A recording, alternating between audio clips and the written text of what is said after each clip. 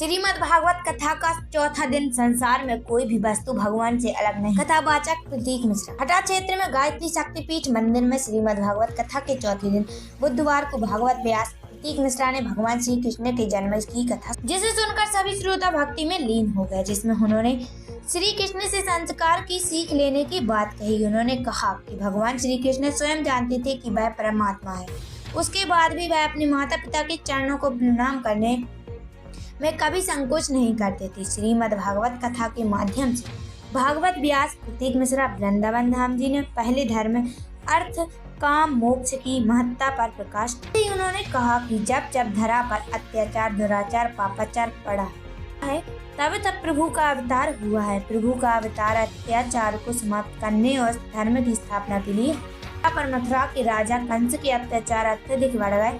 तब धरती की करुण पुकार सुनकर श्री हरि विष्णु ने देवकी माता के अष्टम पुत्र के रूप में भगवान श्री कृष्ण ने जन्म लिया। इसी प्रकार त्रेता युग में लंकापति रावण के अत्याचारों से जब धरा डोलने लगी, तब मर्यादा पुरुषोत्तम भगवान श्री राम ने जन्म लिया। ऐसे तमाम प्रसंग श्रोताओं को सुनाए, जिसे सुनकर उपस्थित श्रोता भक्ति भाव में तल्लीन हो गए। गोपियों के घर से केवल माखन चुराया, अर्थात सार तत्व को ग्रहण किया और असार को छोड़ दिया। प्रभु हमें समझाना चाहते हैं कि सृष्टि का सार तत्व परमात्मा है, इसलिए असार यानी संसार के नश्वर भोग पदार्थों की प्राप्ति में अपने समय, साधन और सामर्थ्य को अपव्यय करने की जगह हमें अपने अंदर स्थित परमात्मा को प्राप्त करने का लक्ष्य रखना चाहिए। इसी से जीवन का कल्याण संभव है। कथा व्यास ने बताया कि वास्तविकता में श्री कृष्ण केवल ग्वाल वालों के सखा भर नहीं थे, बल्कि उन्होंने दीक्षित करने वाले जगत गुरु भी थे। ये आत्मा का जागरण किया और फिर आत्मिक स्तर पर स्थित रहकर सुंदर जीवन जीने का अनूठा पाठ पढ़ाया। दिशा निर्देशक पंडित रामकिशोर दुबे, गायत्री शक्तिपीठ परिवार एवं श्री राम पन्या, राजेश सिंह राजपूत, वीरेंद्र राजपूत, सुरेंद्र पांडे, मोहन सहित हजारों की संख्या में श्रद्धालुओं की भीड़ देखी जा रही है। ऐसी मंगलमयी राम कथा का वर्णन किया।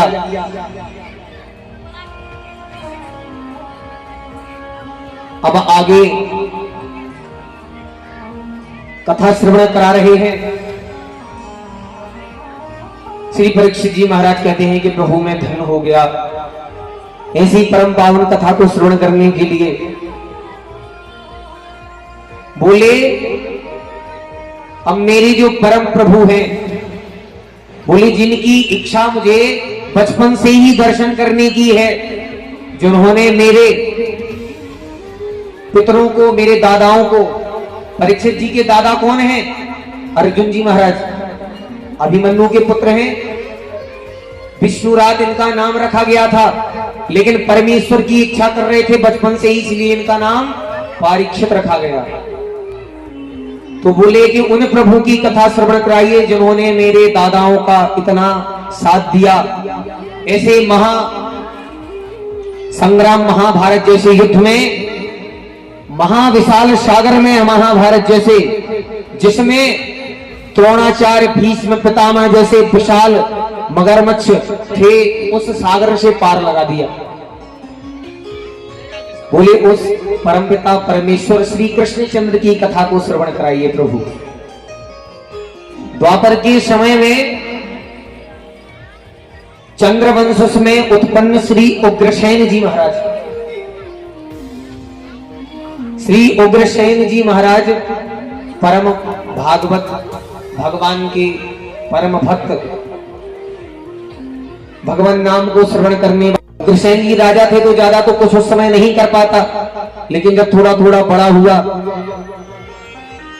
तो उसने अलग से अपने मित्र बंधु बनाए।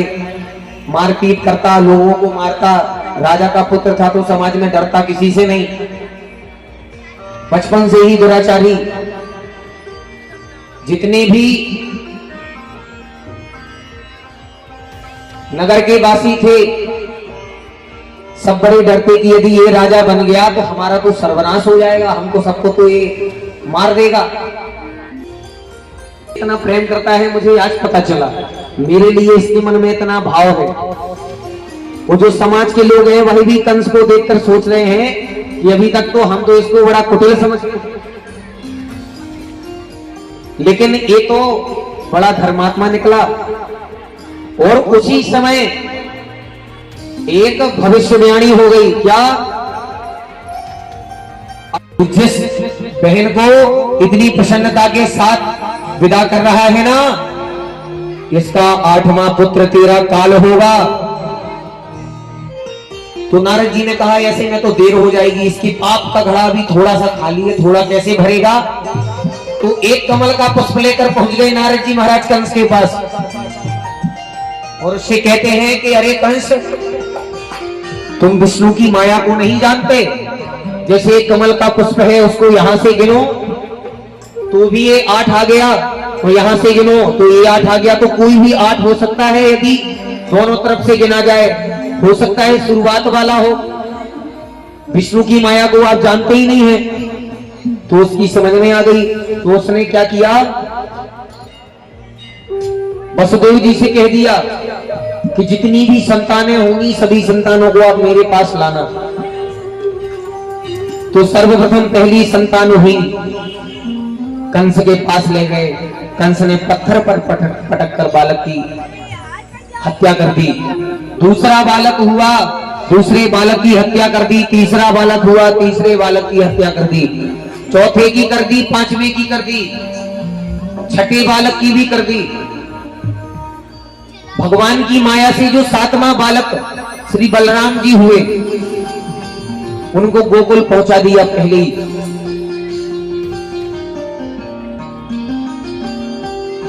भगवान को जिस दिन भगवान अष्टमी के दिन जन्मे, तो भगवान ने सप्तमी के दिन वसुदेव जी को ये सपना दे दिया कि कल मैं आपके यहां जन्म लेने वाला हूं।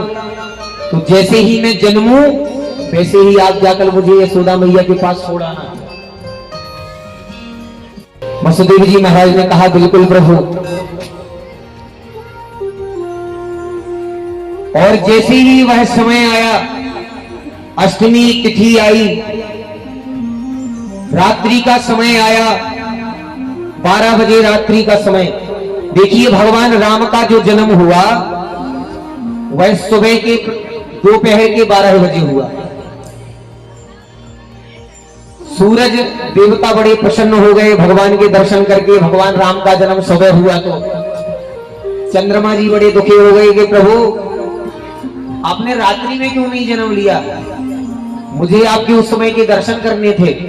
तो इंद्र से कहते हैं कि प्रभु कोई बात नहीं, अब हम जब कृष्ण जन्म का अवतार लेंगे ना तो रात्रि के 12 बजे आएंगे।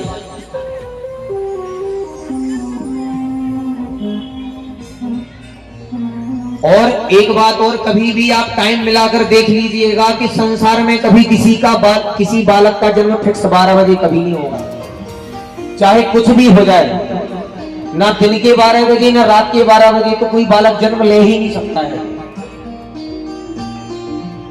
और गूगल सर्च भी कर लेना एक बार कि 12 बजे दिन में या रात में किसी बालक का सृष्टि में जन्म हुआ है क्या। गूगल कह देगा नहीं हुआ, सिर्फ भगवान का हुआ। तो आज वही समय आया, अष्टमी तिथि आई, मधुमास वो पुनीत महीना आया, का जन्म हुआ। वो खुल गया जेल का ताला। हमारे ठाकुर जी को ले आया जाए, हमारे आचार्य जी ठाकुर जी 12 बजे हो जन्म लिए नंद लाला, रात 12 बजे जन्म लिए नंद लाला, जन्म लिए नंद लाला। खुल गया जेल का ताला, रात 12 बजे खुल गया जेल का ताला। हाथ उठाकर हो जन्म लिए नंद लाला, रात 12 बजे जन्म लिए नंद लाला। नंद के लाला की हो।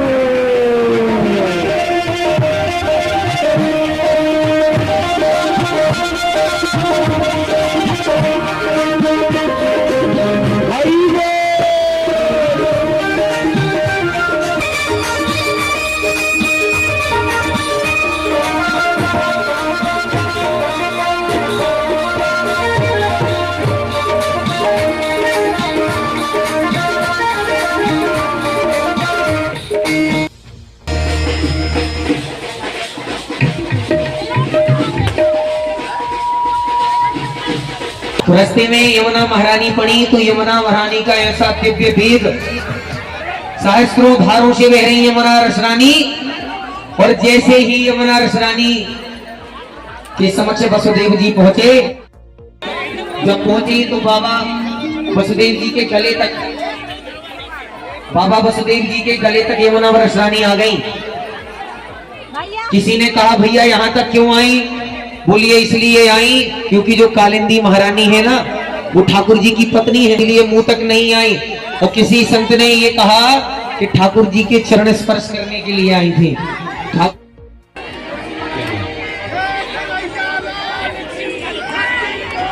बोल कंस निकंदन भगवान की, नंद के आनंद भयो, जय नंद के आनंद भयो, नंद के आनंद भयो। हाथी दिनो घोड़ा दिनो और दिनो घोड़ा दिनो और दिनो काल की। हाथी दिनो घोड़ा दिनो और दिनो काल की। हाथी दिनो घोड़ा दिनो और दिनी काल।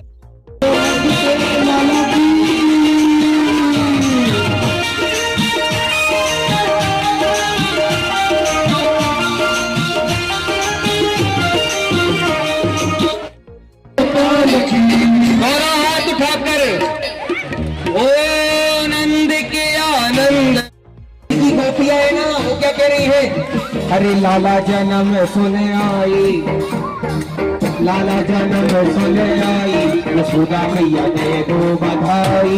लाला जन्म सुने आई, यशोदा मैया दे दो बधाई। लाला जन्म सुने आई, यशोदा मैया दे दो बधाई। लाला जन्म सुने आई, यशोदा मैया दे दो बधाई। दे दो बधाई सखी दे दो बधाई, दे दो बधाई सखी दे दो बधाई। दे दो बधाई सखी दे दो बधाई, दे दो बधाई सखी दे दो बधाई। दे दो बधाई सखी दे दो बधाई।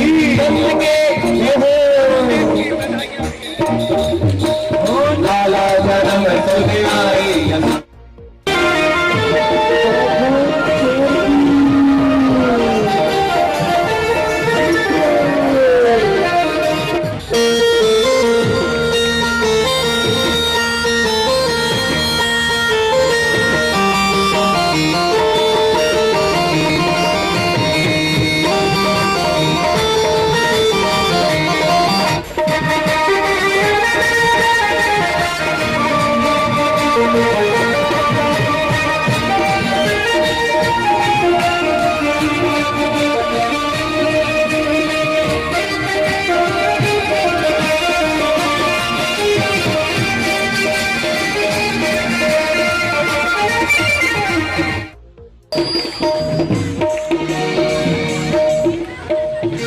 रंगी गुब्बारों से मंडप सजाया है, श्री माँ बेटा एक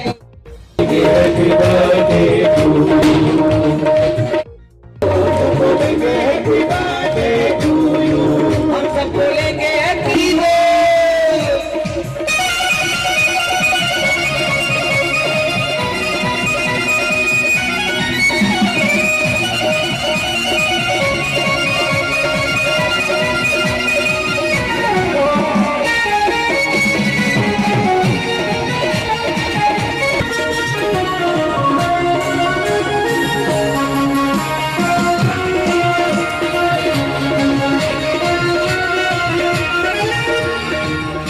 हमारी जो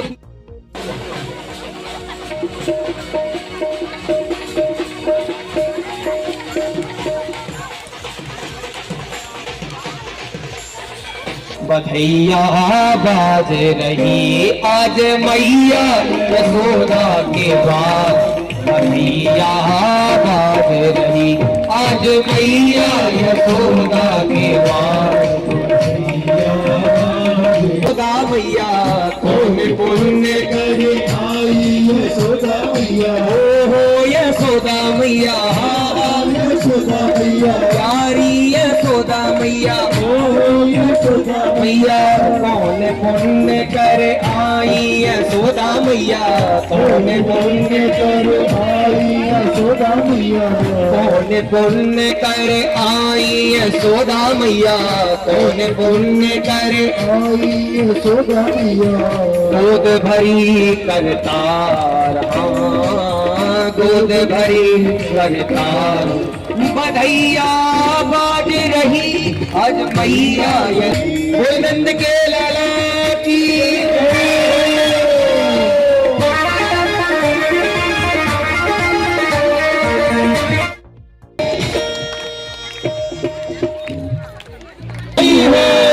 बधाई हो बधाई हो।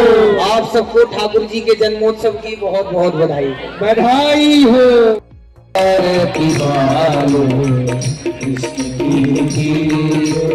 अपनो जन्म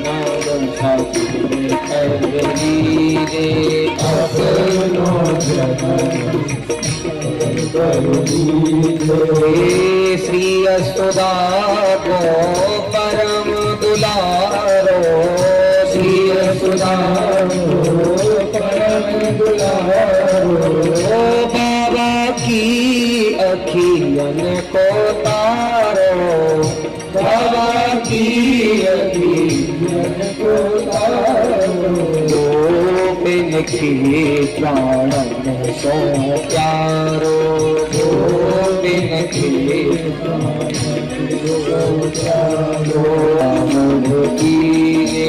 आरती बलदाऊ को छोटो भैया बलदाऊ मन छोड़ैया देखत ही मन छोड़ैया अपनो सर बसेन को दीजे आरती कीजिए अपनो जन्म कर लीजिए अपनो